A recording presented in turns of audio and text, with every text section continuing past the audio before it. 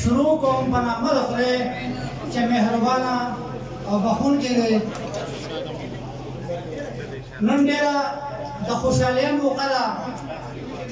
غالبا چې موږ دا سوچ هم چېرته نه وکړی، زموږ هم دا فرسټ ټایم دی.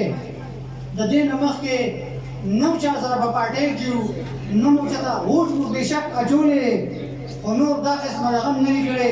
چونکې د آفتاب خان د شخصیت نه، د ده د نرتوب نه موږ ډېر زیات متاثره یو او زموږ د زړه کې اوسي.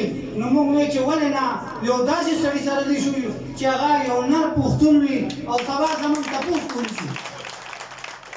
زه ستاسو ټولو مېلمنو، ملګرو، کشرانو، مشرانو، بچو، ستاسو د راتلو زه ډېره شکریه ادا کوم.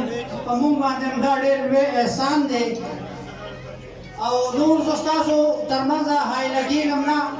زه د فیاض خان د هلک نه زه شکریه ادا کوم د آفتاب خان او موږ په خپله ذاتي ډول او زموږ د خاندانونو سره موږ په قومي وطن پارټۍ کې بغیر څه شرطه غیر مشروطه ورمنګه د شاملېدو اعلان کوو.